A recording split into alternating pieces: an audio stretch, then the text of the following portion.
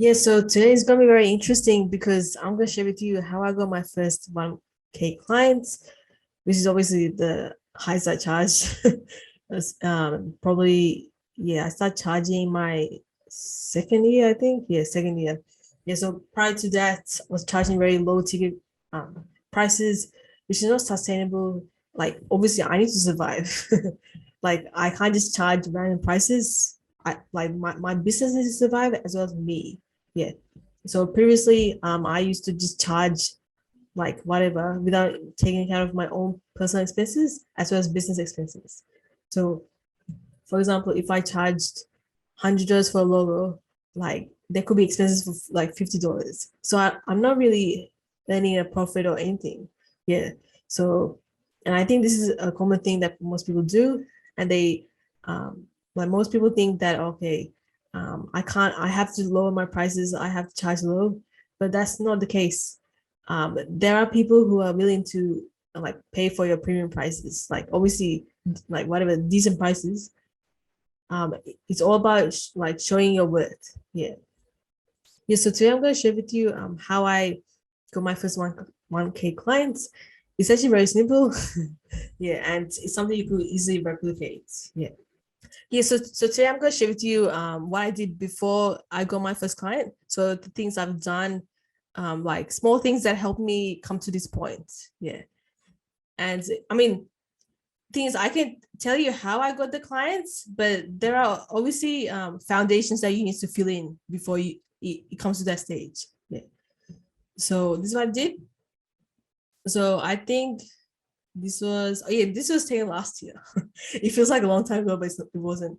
Yeah. So last year, obviously I was charging very low prices, but then I realized, okay, I need to stop.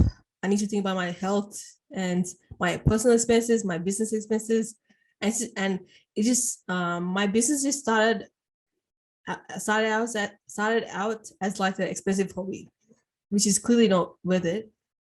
So I narrowed my services. So before I was doing social media marketing, social media management, graphic design, website maintenance. So as you can see, I did a lot of services. So I finally narrowed it down. Yeah. Yeah, a lot of services. Yeah, so I narrowed it down.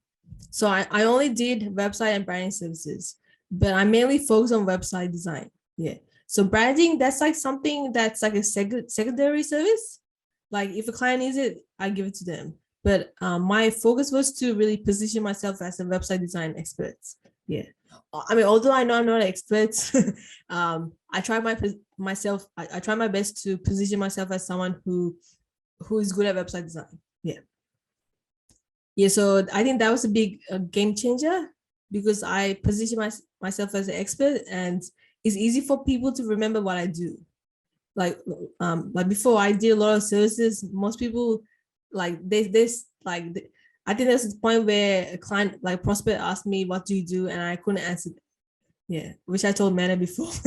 Like they asked me what do you do, and I couldn't answer her because I was doing a lot of things that I couldn't really define it myself. Yeah. So that really helped me and also boosted my confidence because now I can actually tell someone what I do. Before I couldn't. Yeah. So that really helped me, and it also helped me like to know exactly what to learn. So okay, so I know I'm doing now website design only. So now I need to learn, okay, I need to like need to learn how to design more conversion focused websites. Need to like learn how to design like website on WordPress, like that sort of thing. So it also narrowed down my learning. Yeah. So it actually made everything easier. Yeah. So I think that's a big thing that helped me get my first 1K clients. So the second one was I was offering free calls to potential prospects. So I call them free value calls. So totally free value consultations. So I help them solve a certain problem. Yeah. And for that, although it's doing something for free and not getting paid, it helped me build trust with potential prospects, and several of them actually came back to me after I offered them this free call. They actually because they obviously had a conversation with me and they trust me more, and they saw me as someone who wants to help them. Yeah. So that really helped me too. And also I was able to like improve my communication skills as well as my sales skills. Yeah. Yeah. So those calls, I didn't sell.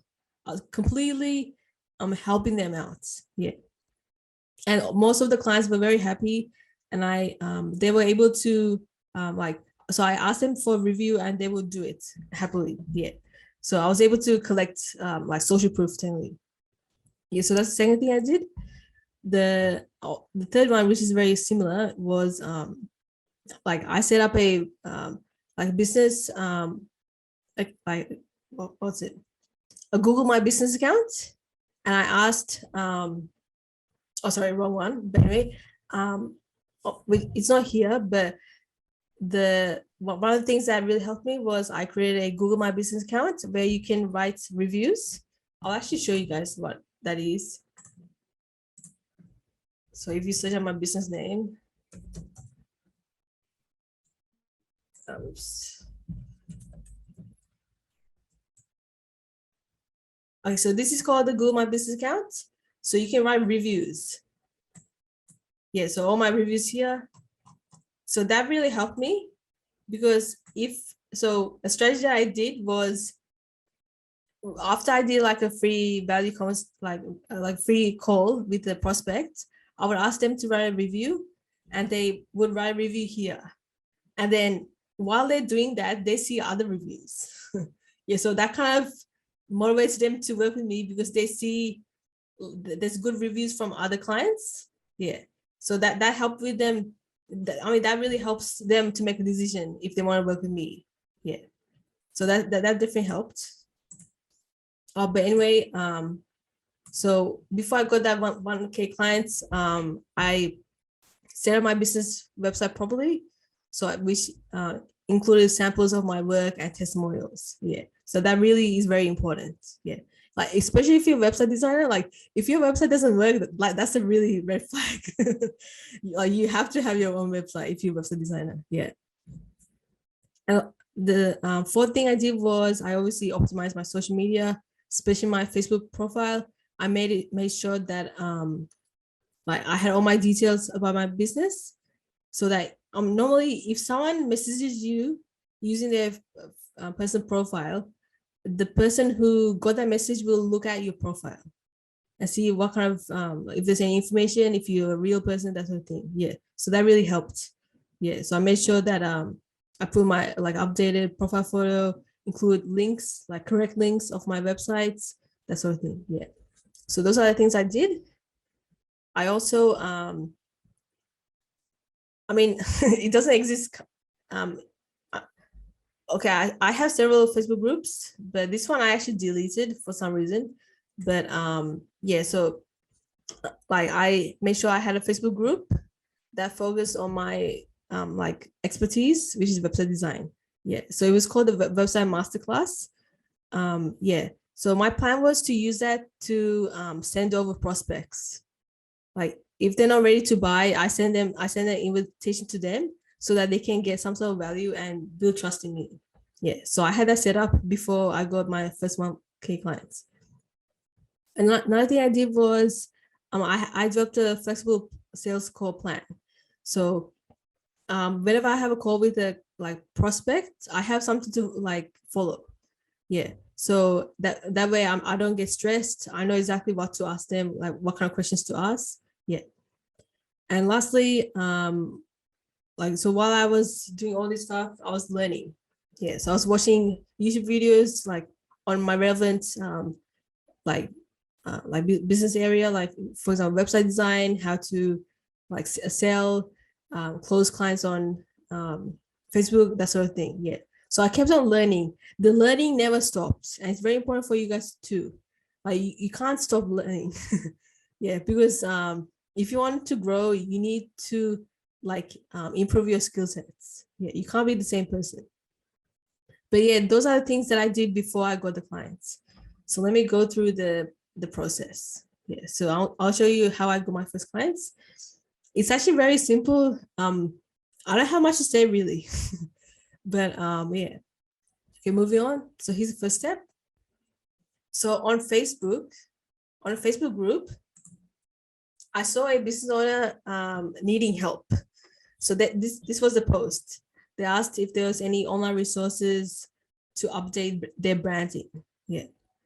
So I was like, I mean, at the time, I didn't know that she could potentially be a client. I was just in the mindset of, okay, maybe I could help her out and then get a testimonial. Yeah, so I never thought that she would actually become a client. But yeah, so I offered her technically a free call. Yeah, so I messaged her and asked that I offered her a free branding session. So she obviously need help with branding. So I said, I'm happy to offer you a free brand fundamentals workshop on Zoom for 1 hour. Yeah. So yeah, this is what I messaged her. I said, hey, saw your post on the community asking for online resources to update your branding. I actually provide a free branding coaching call. If that's something you need, I'm happy to help you. Yeah, so from this message, you could say it's not too desperate. It's like, if you want it, I'll give it to you. Like that's the attitude you need to give to all your prospects. Like, I don't need you, but you need me. Yeah, that's a attitude you need to have with clients. And so far, that attitude is the reason why I am able to sign clients, because I simply act in a way that's not like desperate or salesy. And people just simply don't like desperate people. Yeah. And then like she said, she thanked me, and yeah, so she was interested in the free call. Yeah. And yeah, so after that, oh sorry, yeah, so I offered her the free workshop. I did it. I helped her really well in the call. I spent like probably 1 hour. I literally gave her like I really helped her. Yeah. And in the call, I did not sell, nothing at all. Yeah. So after the call, I asked her to write a review on my Google My Business account. And obviously in the process, she definitely saw my reviews. So that's definitely a bonus. Yeah. And she also visited my website. So she knows exactly what I do. Yeah. So while that's in her mind, I also invited her to my Facebook group. So obviously she needed help with her website.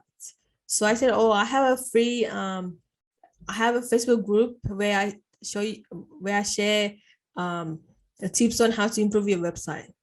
And so I invited her and she accepted and she became a member. And so in that Facebook group, I technically did like, I don't know, monthly trainings on like certain design principles, like white space, contrast, that sort of thing. And obviously I showcased my like knowledge from there. And she was a very active participant because she was very interested in learning that to improve her website. And she was the type of person who would DIY her website. Yeah. So I catered, so that Facebook group was focused on helping people improve the appearance of their websites. Yeah. So I made sure I show up to that group and provide value. Yeah. So after, like, obviously she was DIYing her website, she was learning from me, that sort of thing. And then I think she came to the stage where she needed help from me, like ask advice. And she obviously knew that I do website design. So she messaged me one day saying, oh, like, can you please go through my website and like give me advice on how to improve it? And then like she asked me, how much do you charge? And I said, okay, $50 for 1 hour. And like she agreed and she paid the invoice and then we did the call. Yeah. So in that call, although it's paid, I still did the same thing. I helped her a lot. I didn't tell her anything. I literally helped her out. Yeah. So I really did a good audit on her website. I think I spent probably, so it was scheduled for 1 hour, but I spent 1.5 hours. Yeah. So she was very appreciative and wrote a good review. Yeah. So while that was happening, so obviously I taught her how to improve her website and design it, and gave her the structure. And so she's so excited, and she said, oh, I'm so excited, I'm going to like do my website in the next few months. Next few weeks. Yeah, so she's very excited, and yeah, and then so they tried to DIY their websites, but it failed. She realized how hard it is to design a website. Yeah, and then she like I think it probably stressed her out, because although I taught her how to do it, she realized that how hard it is. So what actually happened was she asked me, how much do you charge for website design? Yeah. She tried it herself, she tried DIY, but she couldn't. And because she knows that I'm good at websites, she asked me. Yeah. And that's literally, guys.